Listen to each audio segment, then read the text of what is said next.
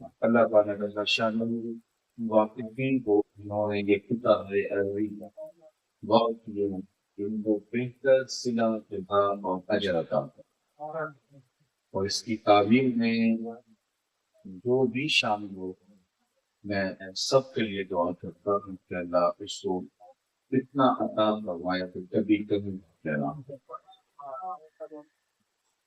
کل 12 ربیع الاول تھا اور آج 13 ربیع الاول کی سبحانی شام ہے، اور میں اور آپ حضور کے ذکر کی کوششوں سے مشاعر دستی معطل کرنے یہاں بیٹھے ہیں۔ سچی بات یہ ہے کہ اگر حضور تشریف نہ آئے تو اس کائنات میں روشنی اور اجالے آ ہی نہیں سکتے تھے، ظلمتیں اور اندھیرے ہی پھیلے رہتے اگر وہ تشریف فرما نہ ہو۔ مجھے بتائیے کہ اپنے ہاتھ سے باپ بیٹی زندہ درگور کرے اور اس پہ فخر کرے، اذا بشر احدهم بالانثى، جب کسی کے ہاں بیٹی کی ولادت ہوتی ہے تو قرآن اس ساری کہانی کو حکایت کرتا ہے تو اس کا چہرہ سیاہ پڑ جاتا ہے، ہمارے شرم پہ وہ معاشرے میں سر اٹھا کر چند نہیں سکتا، اپنی آبرو بچانے کا ایک ہی راستہ کھلا ہوا سمجھتا ہے کہ اس بیٹی کو زندہ درگور کر دے، جان چھڑائے اور معاشرے میں سر اٹھا کے چلے۔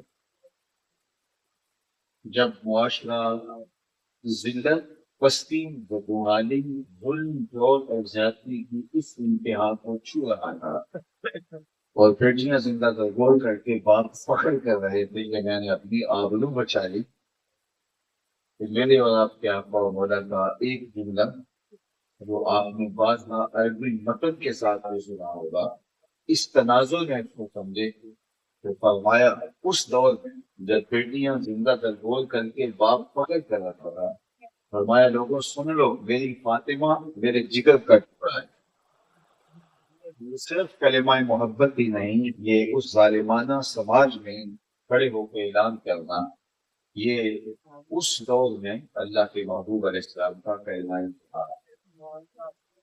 تو بیٹی کی عزت کا مقام ہے، بیٹی کو تقریم، آج بیٹی کے ہاتھ پیلے کرنے میں ہم نے دیکھا ہے کہ پورا باپ مزدوریاں کر رہا ہے، اوور ٹائم لگا رہا ہے، پر دیس کے دھکے کھا رہا ہے کہ میں نے اپنی بیٹیوں کے ہاتھ پیلے کر۔ یہ باپ تو زندہ درگور کرتا تھا اور یہ آج فیکٹریوں میں اوور ٹائم لگا رہا ہے، سر پہ ٹوکری رکھ کر کے مزدوریاں کر رہا ہے کہ میں نے اپنی بیٹی کے ہاتھ پیلے کر۔ یہ زندہ درگور کرتا تھا بیٹی کے لیے، اس کے سینے میں یہ پیار کہاں سے آیا؟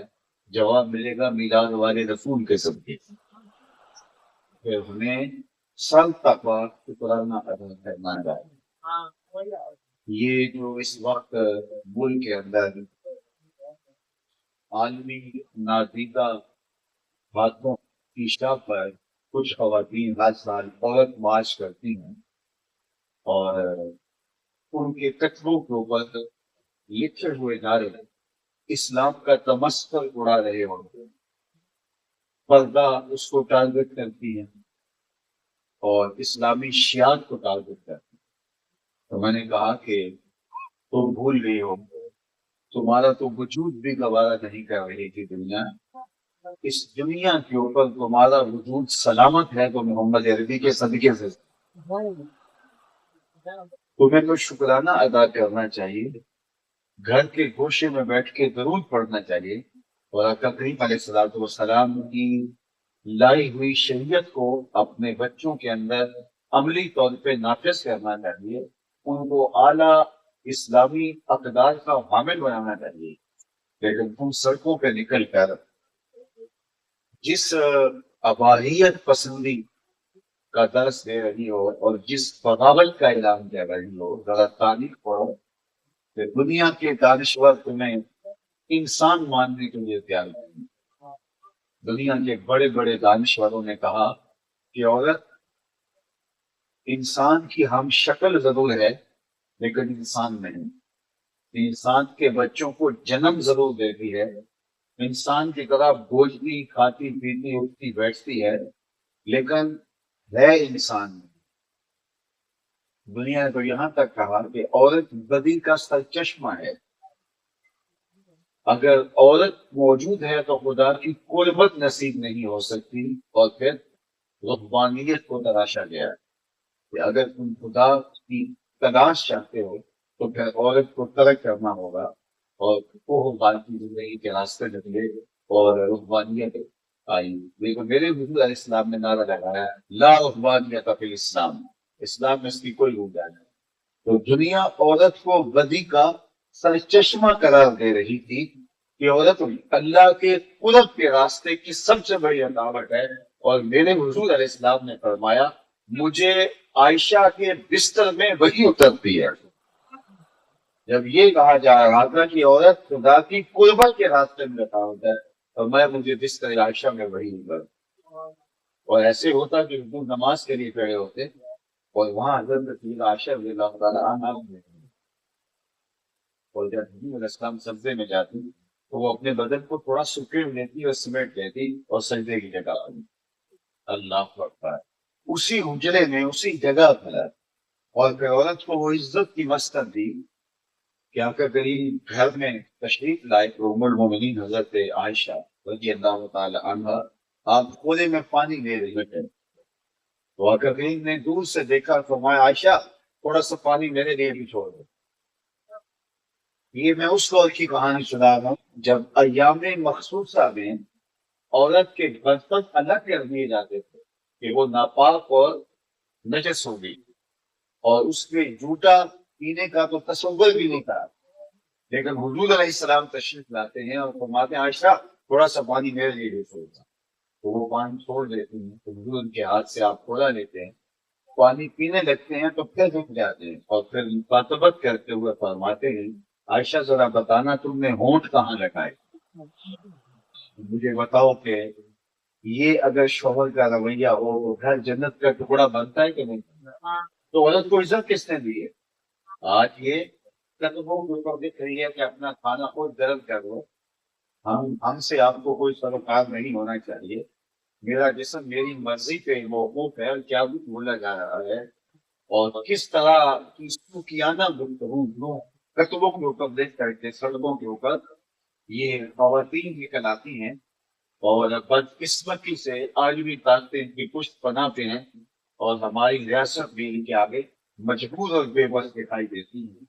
تو اسلام نے جو عورت کو مرتبہ دیا ہے، عورت کو رتبہ دیا ہے، یہ کہا جاتا ہے کہ ہماری گواہی آدھی رکھی گئی، تو میاں وہ علت اور وجہ قرآن نے بیان فرمائی ہے کہ اگر ایک بھول جائے تو دوسری اس کو بتا سکے، لہذا دو خواتین کو وہاں کھڑا کیا گیا۔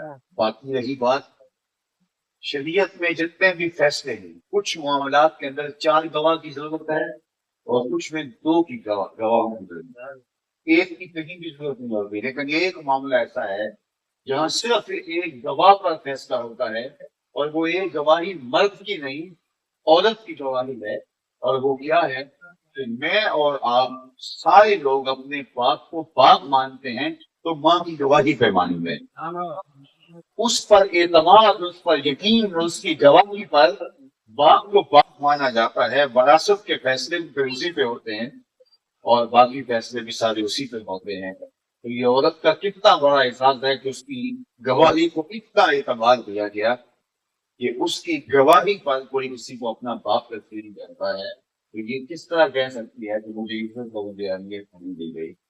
تو یہ اسلام نے عزت دی ہے عورت کو، اور اگر حضور تشریف لگاتے تو مجھے بتائیے کہ جس زمانے میں بیٹی زندہ درگور ہو رہی تھی اور پھر نہ کوئی ایف آئی آر کاٹتی تھی، نہ کوئی اس پر آنسو بہاتا تھا، نہ کوئی قصبے بہاتا تھا، نہ کوئی موم بتیاں جلاتا تھا، اور نہ اس پر کوئی احتجاج، ریت میں دب گئی سو دب گئی، لیکن میرے اور آپ کے آقا و مولا نے اس دنیا کے اوپر قدم رکھتے ہی عورت کو وقار کی نسل پہ رکھایا۔ بیٹی ہے تو آنگن کو اجالا بنی، بہن ہے تو گھر کی آبرو بنی، بیوی ہے تو شوہر کے لیے محبوبہ کی مسجد کے اوپر قائم برآں ہوئی، اور ماں ہے وہ جنت کو کھینچ کے اس کے قدموں میں رکھ دیا، ماں جنتوں کا و ناروں کا۔ اللہ اکبر۔ تو یہ مرتبہ کس نے دیا ہے؟ اسلام۔ جس بھی جہت میں آپ دیکھ، یتیم کو دھکے دیے جاتے تھے، قرآن کا فذالک الذی یدعو الیتیم، یہ وہ بد نصیب شخص ہے کہ یتیموں کو دھکے دیتا ہے۔ تو یتیم کو دھکے دینا، اس کی تذلیل کرنا، اس کی اہانت، یہ لوگوں میں شائع تھا اور مروج تھا، اور یہ اپنا استنباط سمجھتے تھے۔ تو اس کا سبب یہ کہ وہ یتیم کو منحوس کیا ہے، کھانا اس کو دے دیتے تھے، کسی بھوکے کو کھانا دے دینا بلکہ کھانا ڈال دینا یہ کوئی بات نہیں۔ انسان کو عزت نفس کی بہت زیادہ ضرورت ہے۔ اللہ نے قرآن مجید میں جو لوگوں کی معیشتیں تباہ ہوتی ہیں اور معاشرتیں برباد ہو جاتی ہیں، اس کا سبب بیان کرنا ہے سورہ الفجر کے اندر، کلا بل لا تکرمون الیتیم، تمہارا مسئلہ کیا ہے کہ تم یتیم کو عزت نہیں دیتے۔ وہاں بات کھانے کی نہیں کی گئی، شادی میں تیل بچ گئی ہے تو وہ یتیم خانے میں بھیج رہے ہیں، یا کسی جگہ غریبوں میں بانٹ دے، تو یہ کون سا کمال ہے؟ بچی ہوئی چیز پھینکنے کی تھی، یہ کمال نہیں ہے۔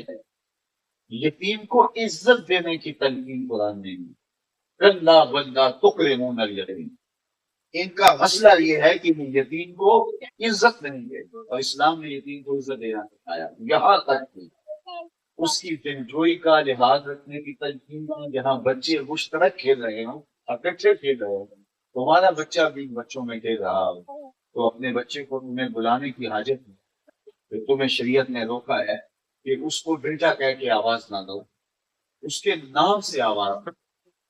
اگر ہم بیٹا کہہ کے پکار دیں کہ تو حرج بھی کیا ہے، کہا نہیں تم نہیں جانتے گے۔ مشترک کھیلنے والے بچوں میں ہو سکتا ہے کوئی یتیم بھی کھیل رہا، اور جب تم اپنے بیٹے کو بیٹا کہہ کے پکارو گے تو اس کو اپنا باپ یاد آ جائے۔ بیوہ کے سامنے اپنی بیوی سے اظہار محبت کرنے سے روکا گیا ہے، حتیٰ کہ غریب کے سامنے اپنی دولت کی نمائش کرنے سے منع کیا ہے۔ فرمایا کہ اپنے گوشت کی خوشبو سے غریب ہمسائے کو تکلیف نہ دو، یا تو تھوڑا سا پانی زیادہ ڈال دو اور شوربے کی پیالی ہمسائے میں پھیل دیا۔ تو اگر ایسا نہیں کر سکتے تو ایسے زاویے اور ایسے وقت میں وہ کھانا پکاؤ کہ اس تک ان تک مہک نہ پہنچ پائے، تاکہ غریب کے بچے اگر ضد کر بیٹھے تو ان کی ضد کیسے پوری ہوگی، اور ماں باپ کس مصیبت اور مشقت اور آزمائش میں آ رہے ہیں۔ یہ ہمارا دین ہے، دین اسلام، جس میں اس قدر نزاکتوں کا خیال رکھتا ہے۔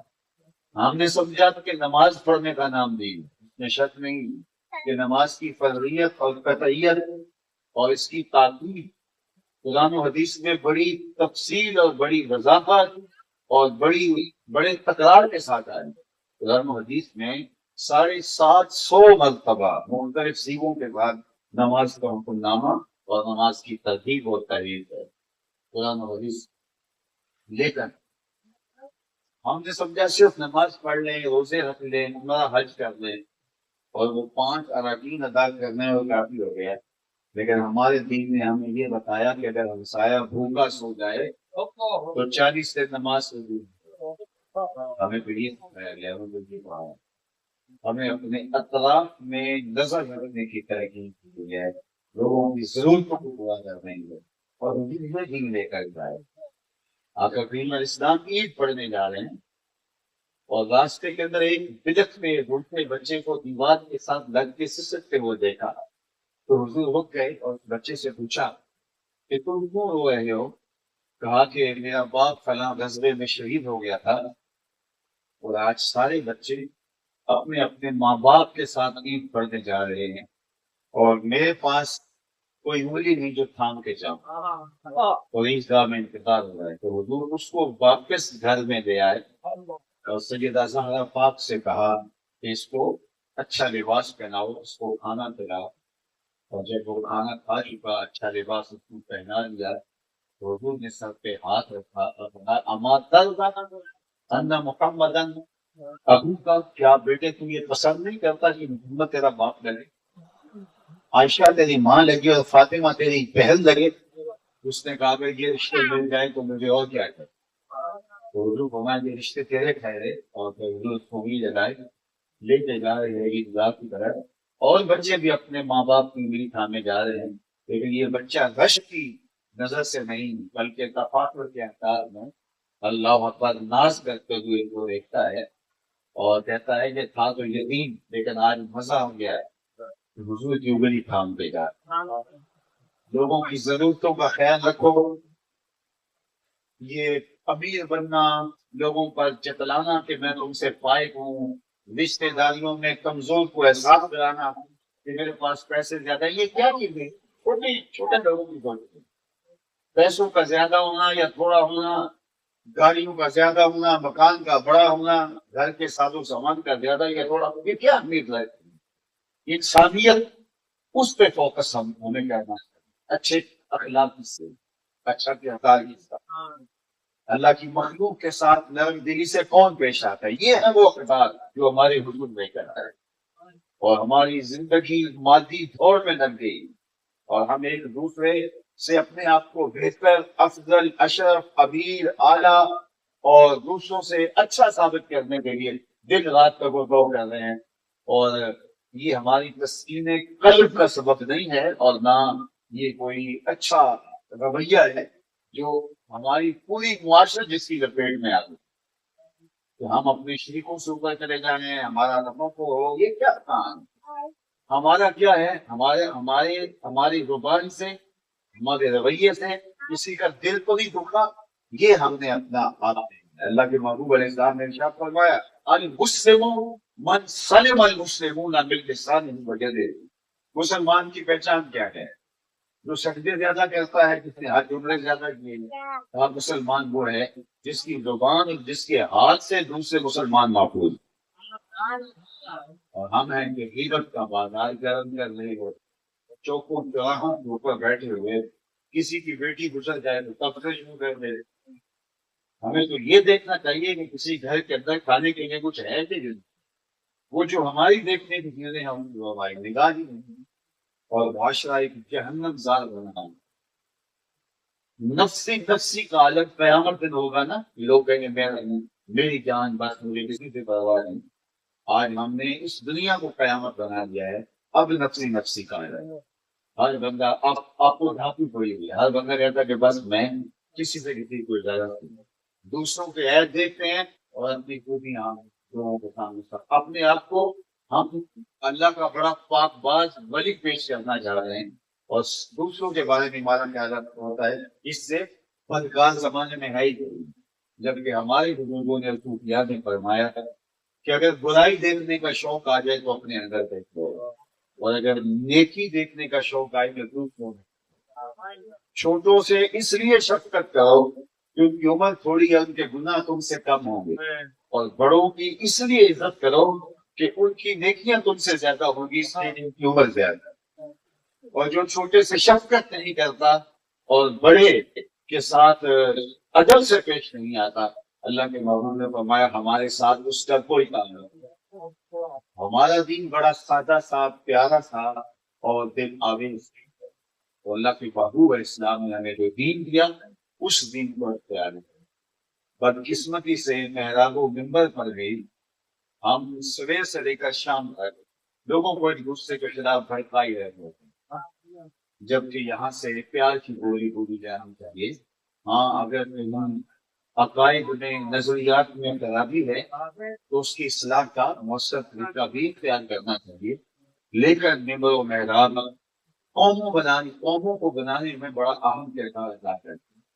صالحیت کی اجالے اور روشنیاں ممبر و محراب کی وجہ سے پھیلتی ہیں، تو اللہ جل شانہ کی بارگاہ میں آپ سارے لوگوں کی آمین کے ساتھ دعا ہے کہ یہ جو مراکز دینیاں یہاں وہ بننے جا رہے ہیں، اللہ اس سے آپ کے علاقے کے اندر بہت خیر اور برکت میں نزول فرمائے، اور آپ نے حضور کے میلاد کے حوالے سے یہ جو عظیم الشان کانفرنس کا انعقاد کیا، اور میں سمجھتا ہوں یہ مصروف ترین وقت ہے نماز عصر کے بعد مغرب تک کا، لیکن جس طرح یہاں ہجوم محبت اور لوگوں کی آمد و رفت ہوئی تو اللہ اس کا بہتر صلہ ہمارے منتظرین کو بھی عطا کرے، اور آپ لوگوں کو بھی پوچھنے سے پہلے اس اجتماع کی برکتیں جوڑی میں ڈال، تو ہمارے گھروں میں واپس پہنچنے سے پہلے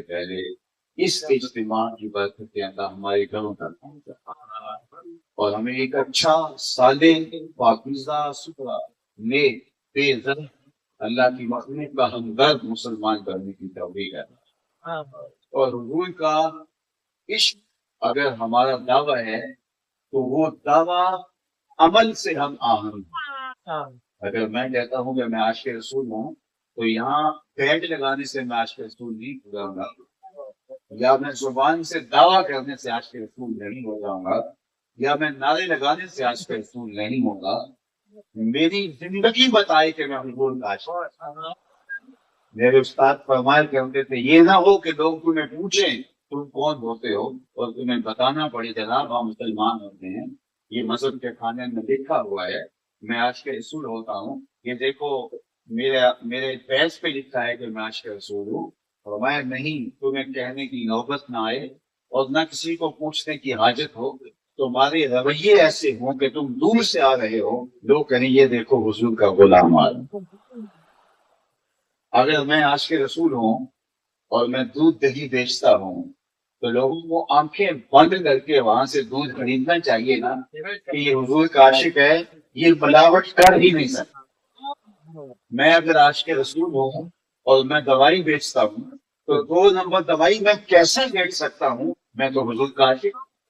یہ کیسے ہو سکتا ہے کہ میرے ساتھ کوئی رشتہ داری کرے اور پھر اس کی بیٹی میرے گھر کے اندر آ کے پریشان ہو، دکھی ہو، اس کی تذلیل ہو، کیسے ہو سکتا ہے جب میں عاشق رسول ہوں؟ تو عشق تو بہت بلند چیز ہے، کسی کے ساتھ ہو جائے تو اس کو نبھانا پڑتا، کسی سے معمولی تعلق ہو تو اس کی لام رکھنی پڑتی ہے کہ جناب میرا اس سے تعلق ہے لہذا میں 2 نمبر نہیں کر سکتا، اس سے تعلق ہے۔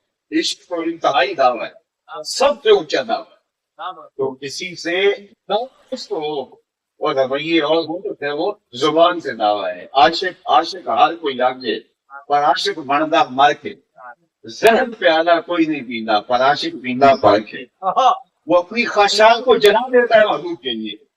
تو عشق کا دعویٰ آسان ہے لیکن عشق عملی طور پہ نبھانا چاہیے۔ اس کا یہ معنی نہیں ہے کہ ہم عاشق رسول نہ بنیں، اس کا مقصد یہی ہے کہ ہم حقیقی معنوں میں عاشق بن کریں، ہمارے رویے بتائیں کہ واقعی ہم حضور کے غلام ہیں، ہم حضور علیہ السلام کے عاشق ہیں، اور جب ہم حضور کے عاشق بن جائیں گے تو یقیناً ظلمتیں مٹنا شروع ہو جائیں گی اور یہ معاشرات کتنا پاکیزہ معاشرہ ہوگا، کیونکہ دنیا کے جتنے بھی رشتے ہیں وہ انسانوں کو توڑتے ہیں، ایک کے 2 چاہنے والے رقیب کہلاتے ہیں نا کہ یہ تو میرا محبوب تھا، تم نے کیوں دیکھا لڑائی کی نوبت آ گئی۔ دنیا کی ساری محبتیں اور دنیا کے سارے عشق انسانوں کو تقسیم کرتے ہیں اور ایک کے 2 چاہنے والے آپس میں رقیب ہوتے ہیں، لیکن حضور کی محبت انسانوں کو جوڑتی ہے، حضور کے لاکھوں کروڑوں چاہنے والے آپس میں رقیب نہیں ہوتے بلکہ آپس میں حبیب ہوتے۔ حضور کی محبت تو وحدت کا درس دیتی ہے، ہم جڑ جائیں ہم حضور کے آگے، مست چشمے سب یہ بتحاس سے در جہاں مثل مومی ناز دیں، چوں گلے صد برگ مارا او یکیس، او کے جانے ای نظانو او یکیس، مست چشمے ساکیے بتحاس دیں در جہاں مثل مومی ناز دیں۔ جب ہم ان کے تو یہ بتائیں کہ ہم کیا عاشق ہے، کیونکہ عشق بہت وزنی چیز ہے، اس کا تو بوجھ زمینیں بھی نہیں اٹھا سکتا۔ جب اللہ نے اپنی امانت پہاڑوں پہ پیش کی تو پہاڑوں نے بھی کہا یہ بوجھ ہم نہیں اٹھا سکتے، چٹانوں نے انکار کر دیا، آسمان نے انکار کر دیا، پہاڑوں نے کہا ہم یہ بوجھ نہیں اٹھا سکتے، فحملہ انسان آگے بڑھا کہا ہمارے یہ بوجھ میں اٹھا، تو اگر بوجھ اٹھایا ہے تو اس کی لاج بھی نبھانی پڑے گی۔ تو اپنی زندگی کو حضور کی محبت کے سانچے میں یوں ڈالو۔ اچھا میں اگر بات لمبی نہیں ہو رہی، میرے پاس 5-7 منٹ ہیں تو میں عرض کرنا چاہوں گا کہ جس سے عشق یا محبت کا رشتہ ہو جائے تو اس کی ہر بات مانی جا رہی ہے. بندہ کہتا ہے میں کیوں نہ یہ بات مانتا, میں تو اس سے عشق کرتا ہوں, محبت کرتا ہوں. اللہ اکبر. دنیا کے کسی شخص سے محبت ہو جائے تو بندہ اس کی بات ماننے کے لیے مجبور ہوتا ہے, اور محبوب خدا سے جب عشق ہو جائے تو پھر ان کی بات بندہ کیوں مانتا. اور پھر دنیا کے لوگوں کی باتیں جو ہم مان رہے ہوتے ہیں محبت کی وجہ سے, تو وہ صحیح بھی ہو سکتی ہیں, غلط بھی ہو سکتی ہیں. بعد میں پچھتاوا ہو سکتا ہے کہ اگر ہم نہ مانتے تو اچھا تھا. لیکن حضور کی ہر بات خوبصورت ہے. لقد کان لکم فی رسول اللہ اسوۃ حسنہ. ان کے پیچھے چلو گے تو کبھی پچھتاوا نہیں ہوگا. ہمیشہ خوبصورتیاں ہی خوبصورتیاں اور اجالے ہی اجالے. تو ان سے اگر دعویٰ عشق ہے, اور پھر میں عرض کروں کہ جو محبوب ہوتا ہے اس کی بات, اس کا حکم, تو وہ تو ماننا ہی پڑتا ہے. عاشق تو اپنے محبوب کی منشا کو بھی سمجھ رہا ہوتا کہ محبوب کا تیور کیا ہے, محبوب کیا کیا ہے. اور تم ایک بات سناؤ اور اپنی اختتام کی طرف لے جاؤں. مدینہ المنورہ کی ایک گلی سے دور گزرے تو ایک مکان بن رہا تھا جو طرز تعبیر حضور کو پسند نہیں. تو آقا کریم نے پوچھا یہ کس کا ہے, کہا فلاں انصاری صحابی کا. آقا کریم نے کچھ نہیں کہا, گزر گئے. کسی نے اس صحابی کو بتایا کہ حضور گزرے تھے, تیرے مکان کو دیکھا تھا اور پوچھا تھا. چہرے کے اوپر پسندیدگی کے آثار نہیں تھے. اس نے کدال پکڑا اور اس مکان کو زمین بوس کر دیا. 2-4 دن کے بعد آقا کریم کا دوبارہ گزرتا تو وہاں ملبے کا ڈھیر تھا. اور میں اس صحابی کو بلایا گیا, تو میں گزرا تھا, تیرا مکان دیکھا تھا, اب ملبے کا ڈھیر دیکھ رہا ہوں, کیا ہوا؟ عرض کی حضور میں نے گرا دیا. فرمایا کیوں؟ عرض کی سنا تھا آپ کو پسند نہیں, سنا تھا آپ کو پسند نہیں. میں سر سے لے کر پاؤں تک دیکھوں, میرا کیا کیا حضور کو پسند, عقیقے سے لے کر ولیمے تک دیکھوں, میرا کیا کیا حضور کو پسند, گھریلو زندگی سے لے کے طرز سیاست تک دیکھوں, میرا کیا کیا حضور کو پسند, اپنے رویوں سے لے کے اپنی گفتگو اور انداز تکلم اور اسلوب زیست تک کا مطالعہ کروں, میرا کیا کیا حضور کو پسند. محمد دی زیارت محمد دے رنگ بچ ٹھگ بازیاں جانے پیارا تھا. وہاں تو دل کے سودے ہیں, وہاں تو دیکھا جاتا ہے, وہاں تو نیتوں کا وزن ہوتا ہے. تو دیکھنا ہے کہ ہم کھڑے کہاں ہیں. یاری لاتوں پاک نبی سنگ اے پر پوری جائے, پھر درود قبول ہے تیرا لکھ نہ لو ایک بار. تو آئیے میں اور آپ اس عظیم الشان میلاد کانفرنس کے اندر یہ عزم کر کے اٹھیں. دیکھیے تقریروں کے چسکے اپنی جگہ پہ, گانوں کی لذتیں اپنی جگہ پہ, آپ بڑی بڑی محافل سنتے ہوں گے, ساری رات بیٹھے رہتے ہوں گے, بڑی خوبصورت آوازیں آپ کو مست کر دیتی ہوں گی, اور آپ کی جیب سے پیسے نکل کے یوں نچھاور بھی ہوتے ہوں گے. یہ آپ کے تلذذ کے لیے, آپ کے ذوق کے لیے سب کچھ ہوگا. لیکن ہم دین یہ اپنی ذوق کے لیے نہیں, دین ہمارے عمل کے لیے ہوگا. یہ دین تلذذ سمعی کے لیے نہیں, کانوں کی لذت کے لیے نہیں. یہ ایک لاہ عمل ہے, حضور کا لایا ہوا دین. طائف کے بازاروں میں پتھر حضور نے گوا رکھے, اس لیے کہ ہم لذتیں لیتے رہیں. لذت تو عمل میں ہے, لذت تو رویوں میں ہے. کیا صرف ہماری لذت چند لمحوں کی لذت ہے, یا ایمان کی لذت پوری زندگی میں پھیلی ہوئی ہے؟ تو اپنے عمل سے ایسا کردار اختیار کریں کہ ہم حضور کے سچے اور حقیقی عاشق قرار پائیں. اللہ جل شانہ آپ کو اپنی امان میں رکھے. بار دیگر یہ جو 2 مراکز کا سنگ بنیاد رکھا گیا, آپ لوگوں نے بھرپور اس کے ساتھ تعاون بھی کرنا ہے. اللہ کرے بہت جلد یہ تعمیر کے مراحل سے گزر کے تکمیل کی منزل تک پہنچے. یہ آپ لوگوں کے بچوں کی بہتری کے لیے اور آپ کی نسل کے لیے بنایا گیا ہے. اللہ تعالیٰ اس کو پورے علاقے کے لیے خیر و برکت کا ضامن بنائے, اور ان قطع ہائے عرضی کے واقفین کو اس کا دنیا اور آخرت میں بہتر صلہ عطا فرمائے. وصلی اللہ تعالی علی النبی الامین وآلہ واصحابہ اجمعین. الحمد للہ رب العالمین والصلاة والسلام علی اشرف الانبیاء والمرسلین. اللہ سے وہ ہاتھ کبھی خالی نہ, پھیلی ہوئی رحمتوں سے بھرتے, وقت کی بہاری نصیب پر مقدر کی خزائیں رخصت کر دینا۔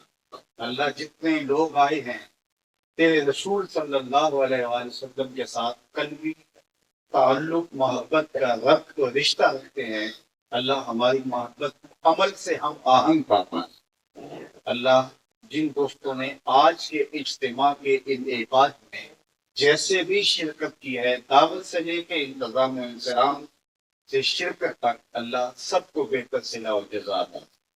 وصلی اللہ تعالی علی النبی امین۔